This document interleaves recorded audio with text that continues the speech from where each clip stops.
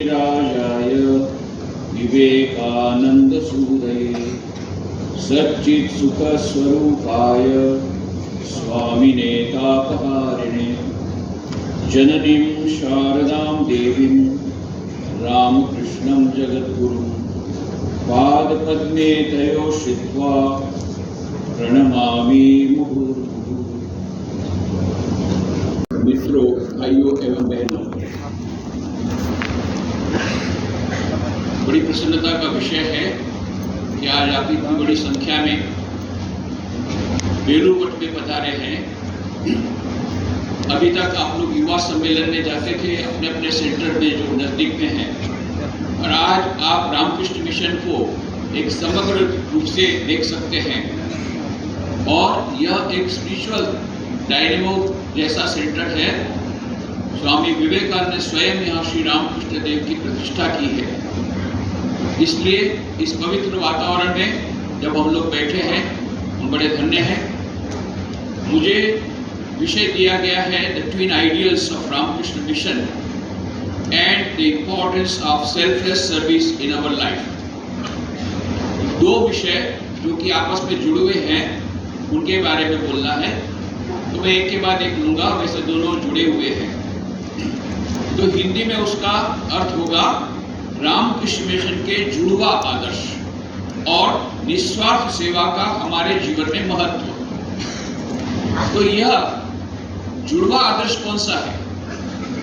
स्वामी विवेकानंद ने आह्वान किया, आत्मनो मोक्षार्थम जगत हिताय च। ये है ट्विन आइडियल्स। दो आदर्श हैं, ये आत्मनो मोक्षार्थम और जगत हिताय। और स्वामी विवेकानंद उसमें च शब्द च जो अक्षर है उसको उसमें और भी डाल दिया। स्वामी विवेकानंद एक क्रांतिकारी संत थे। उन्होंने एक नई परिभाषा का आदर्श दिया। अभी तक के जितने धार्मिक संस्थाएं, उनका आदर्श क्या था?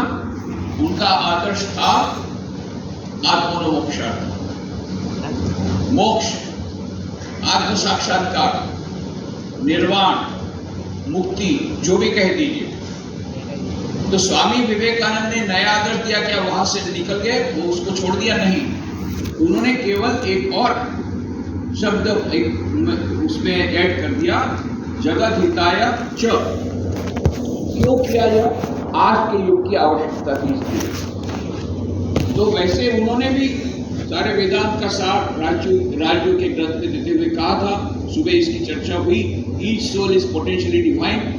The goal of human life is to manifest this divinity within by controlling nature external and internal. Do this either by work, worship, psychic control, or philosophy. By one or more or all of these, and be free. This is the whole of religion. Doctrines, dogmas, rituals, temples, churches, mosques are but secondary details. प्रत्येक मनुष्य में दिव्यता सुसुप्त रूप से विराजमान है। मनुष्य जीवन का लक्ष्य इस अंतर्निहित दिव्यता को अभिव्यक्त करना। कैसे? बाह्य अंत प्रकृति को वशीभूत करके। वो कैसे हो सकता है? चार युगों के समन्वय के द्वारा हो सकता है। राजयोग, भक्ति योग, ज्ञान योग और कर्म योग। इसमें से 1, 2, 3 अथवा 4 योग के समन्वय के द्वारा उस दिव्यता को प्रकट करना, यही मनुष्य जीवन का लक्ष्य है और यही धर्म का सर्वस्व है। बाकी सब जितने आचार विचार हैं, बाहर के अनुष्ठान है, वे गौण है, खराब नहीं है, पर वे गौण है। मुख्य बात है दिव्यता का प्रकटीकरण।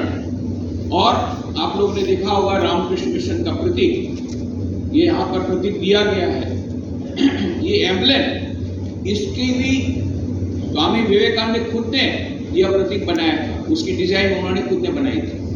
तो ये प्रतीक में क्या है? आप जैसा देखते हैं, एक सांप है और एक कमल का फूल है, जल की लहरें हैं, सूर्य है, बीच में हंस है, नीचे लिखा है तन्नो हंस प्रचोदयात्। कहने का मतलब क्या है? यह जो सांप है वो कुंडलिनी शक्ति का प्रतीक है, क्योंकि यह कुंडलिनी मूलाधार से जब सहस्रार तक जाती है, सुषुम्ना के पद से होकर के, तो सर्पाकार रूप में जाती है। इसलिए यह सांप ये कुंडलिनी शक्ति अथवा राजयोग का प्रतीक है। कमल का फूल भक्ति का प्रतीक है, भक्ति योग का प्रतीक है। जल की लहरें कर्म की लहरें हैं, जो कि कर्मयोग का प्रतीक है। सूर्य ज्ञान का प्रतीक है, ज्ञान योग का प्रतीक है। और नीचे और भीतर में है हंस, नीचे लिखा है तन्नो हंसा प्रचोदयात्। इस प्रकार से हंस अथवा आत्मा परमात्मा का दर्शन होता है। कैसे परमात्मा का दर्शन होता है? जब हमारे जीवन में हम इन 4 योगों को मिलाते हैं। कोई एक योग के द्वारा भी हो सकता है, 2 योगों के द्वारा भी हो सकता है, 3 योगों के द्वारा भी हो सकता है, 4 योगों के द्वारा हो सकता है। पर स्वामी विवेकानंद का आधुनिक युग के लिए सबसे श्रेष्ठ मार्ग यही होगा, 4 मार्गों को मिला दो। तो इसलिए यहाँ पर स्वामी विवेकानंद रामकृष्ण मिशन की स्थापना की तो उन्होंने यह आदर्श रखा, आत्मनो मोक्षार्थम जगद्धिताय। और क्या वे शास्त्रों से दूर हो गए? नहीं, शास्त्र विरुद्ध उन्होंने कोई काम नहीं किया। शास्त्रों में 2 प्रकार के ब्रह्म की बातें हैं, अपर ब्रह्म, पर ब्रह्म। पर ब्रह्म ट्रांसेंडेंटल रियलिटी, अपर ब्रह्म इमानेंट रियलिटी। तो जब उन्होंने जगद्धिताय की बात कही, शिव ज्ञान से जीव सेवा की बात की, तब ये अपर ब्रह्म की बात थी, अपर ब्रह्म की उपासना की बात थी। पर ब्रह्म की उपासना भी चाहिए, अपर ब्रह्म की उपासना चाहिए।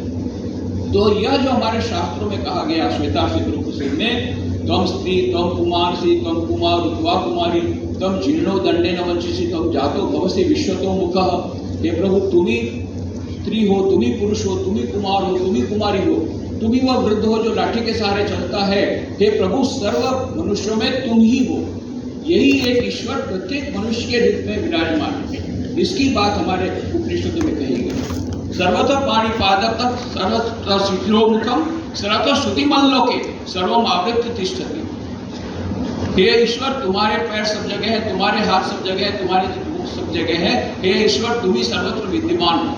ईशावास्यमिदं सर्वं यत्किंच जगत्याम जगत् तेन तक्तेन भुजिता माभृत कस्य सिद्धम्। वह ईश्वर सारे विश्व में व्याप्त है, उसके भीतर में समाविष्ट है। तो प्रत्येक मनुष्य के भीतर में जो दिव्यता है, प्रत्येक मनुष्य के भीतर में जो आत्मा परमात्मा है, उसकी उपासना की बात स्वामी विवेकानंद ने की, जो उन्होंने श्री रामकृष्ण देव के शिव ज्ञान से जीव सेवा का जो आदर्श था, उसको उन्होंने अपनाया। आप लोगों को मालूम है किस प्रकार से वह घटना, रामकृष्ण देव बैठे हुए थे दक्षिणेश्वर अपने कमरे में। यहाँ से गंगा नदी के उस पार आप जाएंगे, आप लोगों को दक्षिणेश्वर शायद ले जाया गया होगा, नहीं देखा होगा तो देखना, अवश्य देखना। दक्षिणेश्वर में ये सारी लीला हुई श्री रामकृष्ण देव की। तो वहां पर अपने कमरे में श्री रामकृष्ण बैठे हुए थे, नीचे कुछ भक्त बैठे थे। उसमें एक युवक भक्त था जिसका नाम नरेंद्रनाथ दत्त, जो बाद में चलकर स्वामी विवेकानंद बने। और तब वहां पर श्री रामकृष्ण देव ने बातों करते हुए कहा, देखो वैष्णव धर्म में 3 बातें मुख्य है। एक नामे रुचि, नाम में रुचि होनी चाहिए, वैष्णव सेवा, वैष्णव की सेवा होनी चाहिए, और तीसरा जीवे दया, जीव पर दया होनी चाहिए। जैसा उन्होंने कहा, वे समाधि अवस्था में चले गए। और थोड़ी देर बाद जब समाधि अवस्था भंग हुई तो उन्होंने कहा, क्या कहा? जीव पर दया? जीव पर दया करने वाला तू कौन है रे?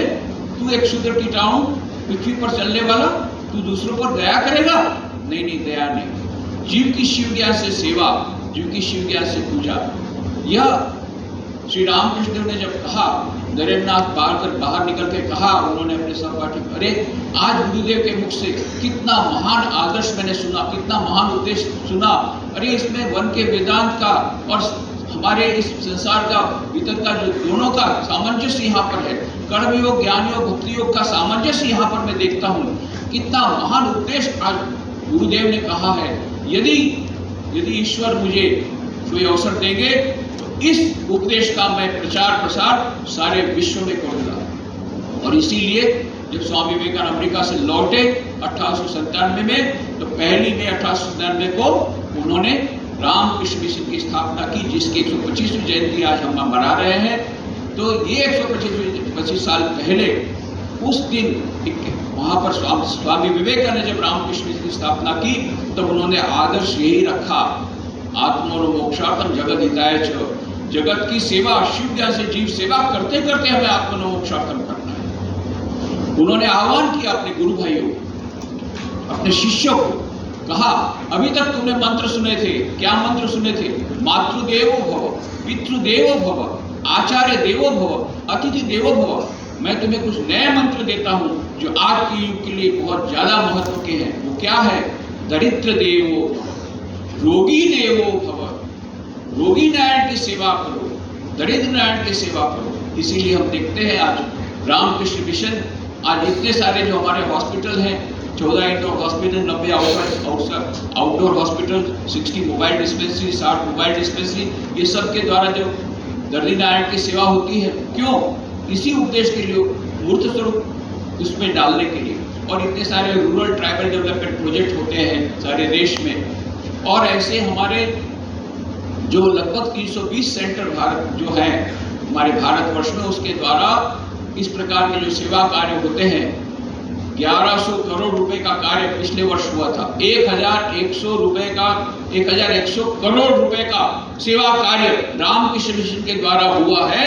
यह सब क्यों हुआ है? केवल इसलिए क्योंकि स्वामी विवेकानंद ने कहा था, श्री रामकृष्ण देव का आदर्श जो शिव ज्ञान से जीव सेवा को मूर्त स्वरूप देने के लिए उन्होंने मोटो दिया था, आत्मोन्मोक्षार्थम जगदिताय। उन्होंने आह्वान किया अपने गुरु भाइयों को, नहीं, केवल आत्मोन्मोक्षार्थम से नहीं चलेगा। यहाँ संसार में लोग दुख से मर रहे हैं, दुखी हैं, कष्ट में है, और तब हम लोग केवल अपने मोक्ष की बातें करेंगे, केवल हम अपने हिमालय में जाकर के केवल ध्यान करेंगे, यह भी एक प्रकार की स्वार्थपरायणता है। नहीं, हमें समाज के लिए करना होगा। समाज में रहकर के समाज की सेवा करते करते हमें आत्मोन्मोक्षार्थम करना है। इसीलिए जब कोई भी व्यक्ति, जब कोई भी युवक हमारे पास रामकृष्ण मिशन में ज्वाइन करने के लिए आता है सन्यासी बनने के लिए, तो सुबह तो कुलबत्रा ने आपको बताया मेडिकली फिट होना चाहिए, 28 साल से कम होना चाहिए, ग्रेजुएट होना चाहिए, पोस्ट ग्रेजुएट या डॉक्टरेट हो तो मैक्सिमम एज है 30 ईयर्स, ये सब बताया था।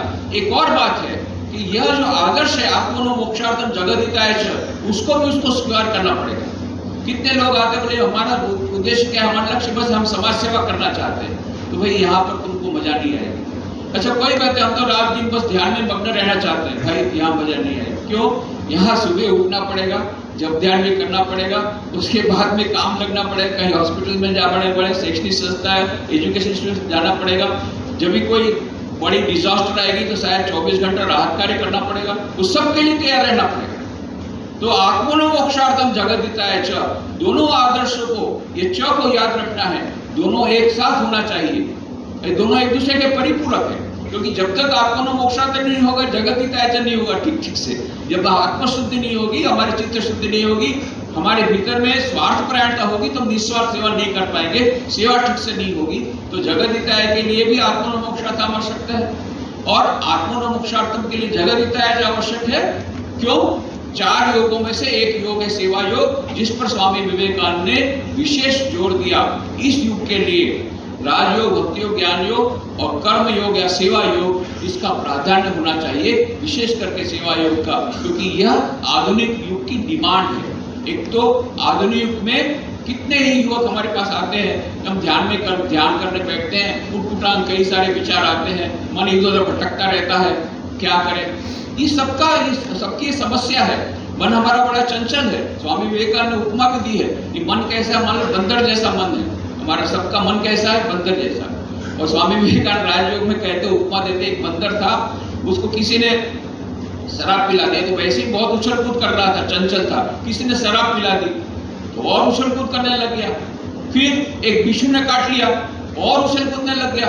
फिर एक भूत उसके सिर पर सवार हो गया, अब देखो उसकी उछल कूद, ऐसा उछल कूद कर रहा है। ऐसा ही हमारा मन है, एक तो वैसे ही चंचल है, और रात दिन हम लोग शराब पीते रहते हैं, हमको ये मोबाइल चाहिए, हमको ये वाला, हमको ये लेटेस्ट मॉडल का मोटरसाइकिल चाहिए, ये लेटेस्ट मॉडल का ड्रेस चाहिए, रात दिन शराब पीते रहते हैं, इच्छा रूपी शराब।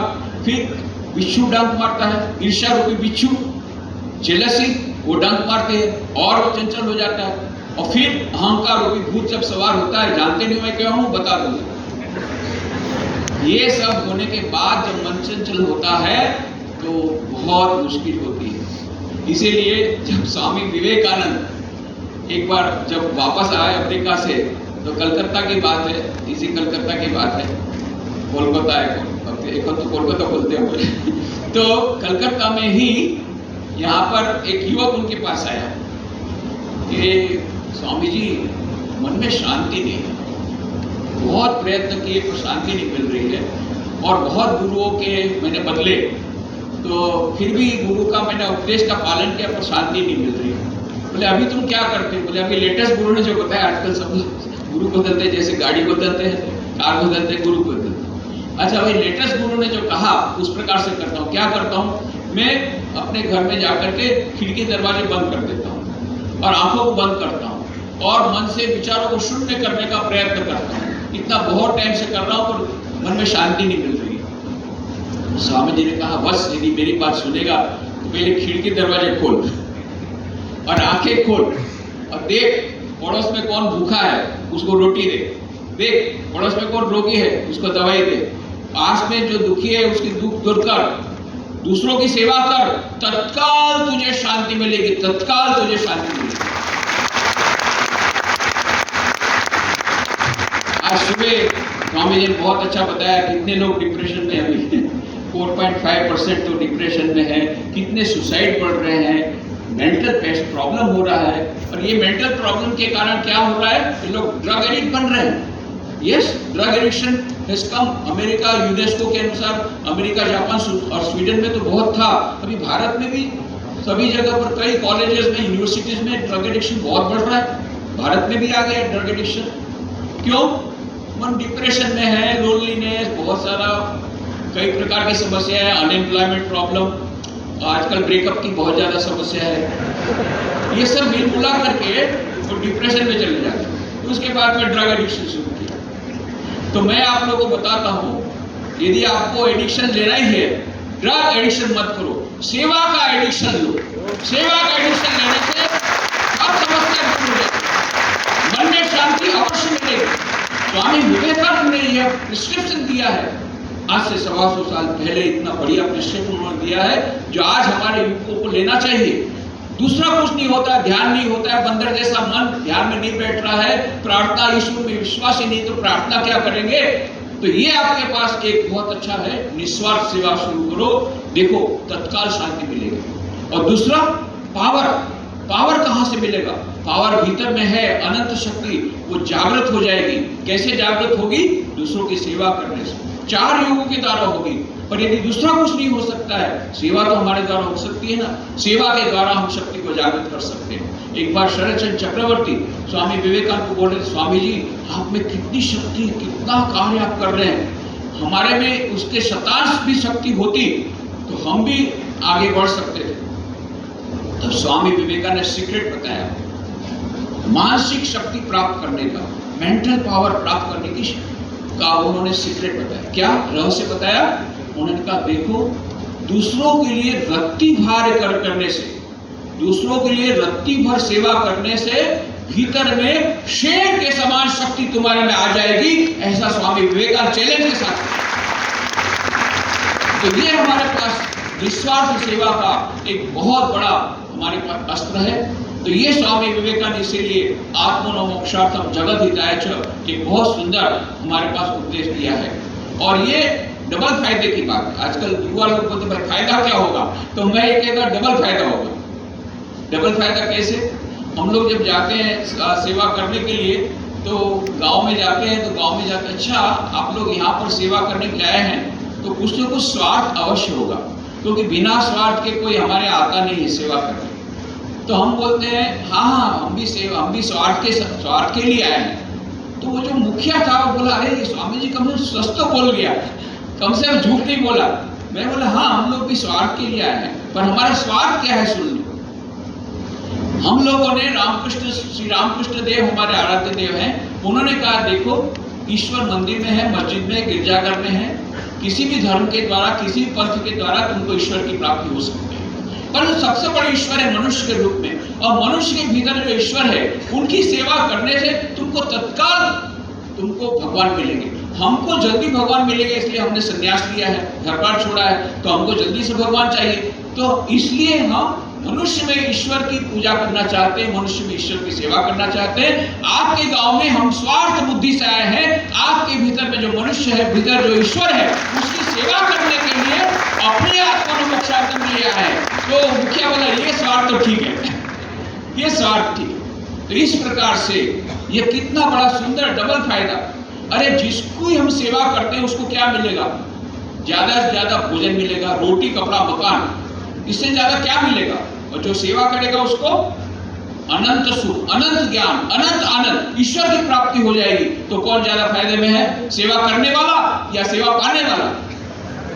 तो सेवा करने वाला, ये डबल फायदे की बात है। सेवा करने वालों को भी फायदा होता है, सेवा जो पाने वाला है उसको भी फायदा होता है। ऐसे डबल फायदे की बात वाली बात स्वामी विवेकानंद ने कही है। आत्मनो मोक्षार्थम जगत हिताय च, दोनों एक दूसरे के परिपूरक हैं। ऐसा सुंदर मंत्र स्वामी विवेकानंद ने दिया है। और स्वामी विवेकानंद ने यह हमको कहा है, अरे गंगा के किनारे कुआं क्यों खोदते हो?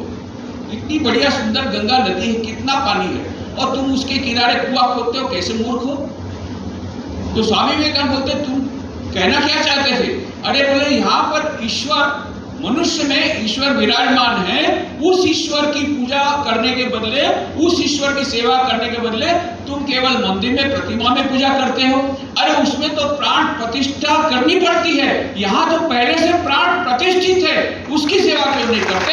ये जीवंत मनुष्य की सेवा, जीवंत मनुष्य की सेवा के लिए ये परम सेवा परमो धर्म, ये एक नया एक आदर्श स्वामी विवेकानंद ने अपने गुरु के पास से जो लिया था, शिव ज्ञान से जीव सेवा को, उसको मूर्त स्वरूप देने के लिए उन्होंने ये आदर्श दिया है। और उस आदर्श के अनुसार कितने सारे लोगों ने, सुबह आपने सुना किस प्रकार से सिस्टर निवेदिता स्वामी विवेकानंद के आह्वान पर आई थी। स्वामी विवेकानंद ने कहा था, sacrifice sacrifice sacrifice in the past has been the law, it will be allowed for ages to come. The earth's best and bravest will have to sacrifice themselves for the good of humanity. Buddhas by the hundreds are necessary with eternal love and pity. The world is burning with misery. Can you sleep? Let us call and call till the sleeping gods awake. Courage, Swami sister Nivedita ने कहा था, बलिदान बलिदान बलिदान, बलिदान चाहिए। स्वामी विवेकानंद ने कहा, हमको युवकों का बलिदान चाहिए, सारे विश्व के दुख को दूर करना पड़ेगा, हमको सैकड़ों बुद्धों की आवश्यकता है। यहाँ पर आप इतनी बड़ी संख्या में हैं। स्वामी विवेकानंद ने कहा था, my faith is in the younger generation, it is they would work out my plans and programmes. मेरी आशा, मेरा विश्वास युवा पीढ़ी पर है।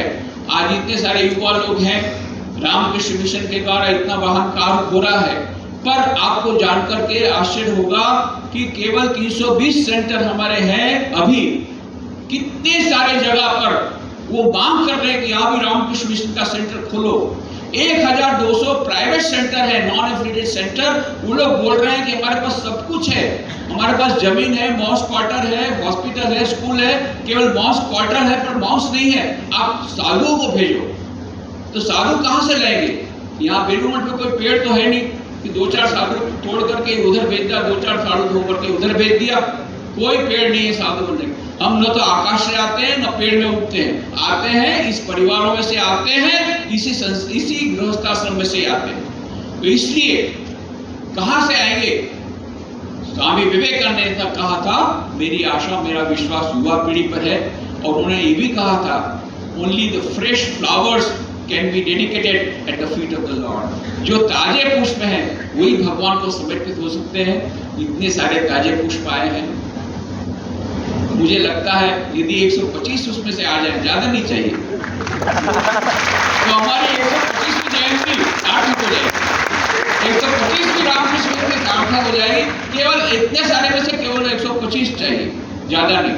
बाकी सभी लोग साधु बन नहीं सकते, साधु बनने की आवश्यकता नहीं है। क्यों? हमारे देश को सभी की आवश्यकता है, अच्छे साधु की आवश्यकता है, अच्छे IAS ऑफिसर की आवश्यकता है, अच्छे एडवोकेट, अच्छे डॉक्टर, सभी की आवश्यकता है। परंतु सबसे अधिक हमारी आवश्यकता है निस्वार्थ सेवा से युक्त आत्मनो मोक्षार्थम जगदिताय, जो वो समर्पित ऐसे सन्यासियों की आज आवश्यकता है। यदि हमारे पास अधिक सन्यासी आएंगे तो हम और अधिक सेंटर खोल सकेंगे, सारे विश्व का और भी कल्याण होगा। देश विदेश दोनों जगह पर हमारी बहुत डिमांड आ रही है। तो मैं आशा करता हूँ, और सब लोग नहीं हो सकते, पर सेवा का आदर्श आप जरूर लीजिए। कितने सारे लोग हैं, युवकों ने इस आदर्श को लेकर के अपने घर बार छोड़ करके आ गए हैं सन्यासी बनने। कुछ जो नहीं बन पाए किसी कारण से, वे लोग अविवाहित रह करके बड़ा बड़ा कार्य कर रहे हैं। कहाँ मैसूर में, दूसरी जगह पर वे अविवाहित रह करके बड़े बड़े ट्राइबल डेवलपमेंट प्रोजेक्ट कर रहे हैं। कुछ लोग हैं विवाहित हैं पर हस्बैंड वाइफ दोनों मिलकर के बड़े सेवा के बड़े कार्यक्रम कर रहे हैं। ऐसे आप जो भी सेवा का, चाहे आप सन्यासी बन सके तो बहुत अच्छा है, नहीं बन सके तो विवाहित रह करके, यदि विवाह हो गया है, विवाह होने करने की बहुत इच्छा है तो विवाह करके उसमें भी आप सेवा का आदर्श और तन मन धन से जितनी सेवा आप कर सके देश की, समाज की, उतना कीजिए। थोड़ी सी भी सेवा करने से आपको अवश्य शांति तत्काल मिलेगी और हमारी सब युवकों की समस्या समाप्त हो जाएगी। ऐसा सुंदर यह उपदेश स्वामी विवेकानंद ने जब हमको दिया है, मैं स्वामी विवेकानंद चरणों में प्रार्थना करता हूँ उनके आशीर्वाद आज हम सब पर बरसे। जबकि 125वीं जयंती पर हम सब इतने सारे इकट्ठे हुए सारे देश के विभिन्न भागों, and you are selected, you आप लोग तो सेलेक्टेड किए गए अपने अपने सेंटर से, बहुत सारे यूथ में से बेस्ट ऑफ द बेस्ट यहाँ पर जब है, cream of the whole of youth of India is here. तो उस समय मैं यही कहता हूँ, स्वामी विवेकानंद के चरणों में प्रार्थना करता हूँ उनके आशीर्वाद हम सब पर बरसे और हमारे पास से जो उन्होंने की आशा थी उस आशा को हम पूर्ण कर सके और हमारा जीवन हम उस सेवा को समर्पित कर सके। हरिओम तत्सत।